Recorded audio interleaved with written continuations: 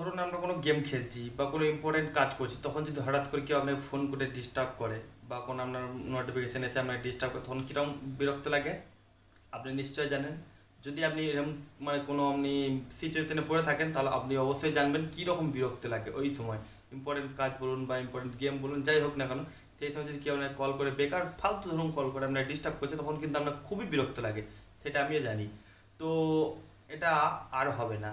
এটা যদি আপনি একটা টিপস ফলো করেন, তাহলে কিন্তু আর হবে না। তাহলে আপনি কী করতে, আমাদের সাইলেন্ট করতে হবে মোবাইল, কিচ্ছু করার দরকার নাই।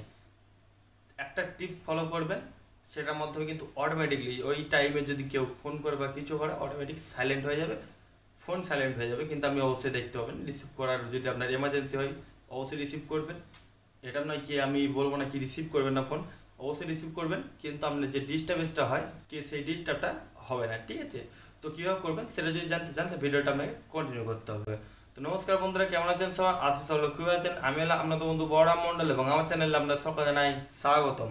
তো বন্ধুরা, ভিডিও শুরু করা যে কথা না বলে না, আপনি এই ভিডিও শুরু যদি আমার চ্যানেল নতুন হয়ে যায়, নিচেটা লাল কালার সাবস্ক্রাইব বাটনটি হিট করে পাশের বাটনটি প্রেস করে অল সেট করে নেবেন, তাহলে পেয়ে যাবেন নতুন ভিডিও আপডেটগুলো সবার আগে। তো চলুন আজকে ভিডিওটা শুরু করা যাক। তো বন্ধুরা, এবার আমরা মোবাইলের স্ক্রিন রেকর্ডিংটা অন করে নিয়েছি, ঠিক আছে? এবার আমাদেরকে যেটা বলেছিলাম কি, আমাদের অটো ডিএনডি মোড অন করতে গেলে কী করতে হবে, তার জন্য একটা টিপস ব্যবহার করতে হবে। সেটা হচ্ছে আমরা করবো একটা অ্যাপের মাধ্যমে, ঠিক আছে? তো আমরা অ্যাপটা প্লে স্টোরের মধ্যে পেয়ে যাব। তো প্লে স্টোরে গিয়ে আমরা সার্চ বারে গিয়ে সার্চ করবো অটো ডিএনডি অ্যাপ, ঠিক আছে? অটো ডিএনডি সার্চ করে নেবেন। তারপর আপনার সামনে প্রথমে একটা অ্যাপ দিয়ে দেবে, অনেক অ্যাপ দিয়ে দেবে, ঠিক আছে? কিন্তু অটো ডিএনডি হচ্ছে এটাই, ঠিক আছে? এই অ্যাপটা আপনি ব্যবহার করবেন। 5 থেকে 6 MB মধ্যে অ্যাপ্লিকেশান অটো ডিএনডি। এবার আপনি কিন্তু বুঝতে পারবেন ডিএনডির ফুল ফর্ম অনেকে হয়তো জানেন না এখনও। অর্থাৎ ডিএনডির ফুল ফর্ম হচ্ছে ডু নট ডিস্টার্ব, মানে ডিস্টার্ব করবেন না আমাকে, এরকম আর কি। এটা হচ্ছে অ্যাপটা, ঠিক আছে?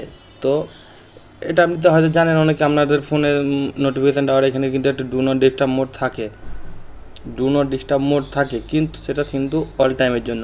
এটা হচ্ছে অটো ডিএনডি মোড, মানে এটা যখন কোনো আপনি গেম খেলছেন বা আপনি ইম্পর্টেন্ট কাজ করছেন, তখন যদি আপনাকে ফোন করে, অটোমেটিক কিন্তু ফোনটা একটু সাইলেন্ট হয়ে যাবে।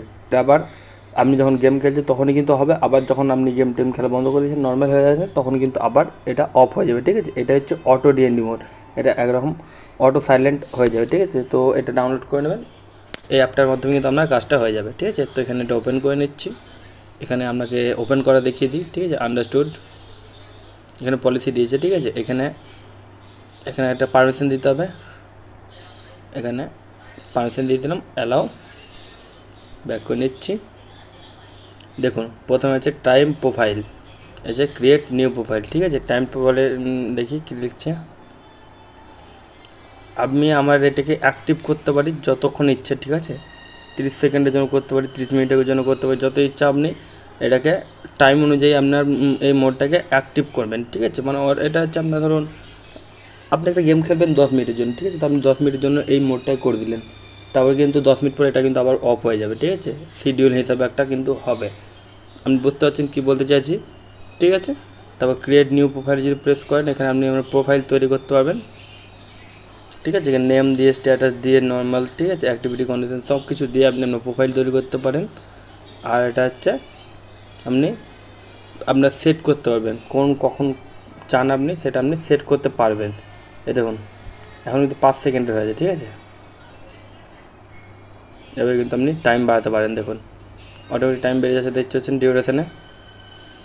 সো এটাই হচ্ছে এখানে, তারপরে অ্যাক্টিভ অপশন প্রেস করে দেবেন, এটা কিন্তু আপনার অ্যাক্টিভ হয়ে যাবে, ঠিক আছে? আশা করি বুঝতে পারছেন, খুব সহজ, ট্রাই করবেন অবশ্যই।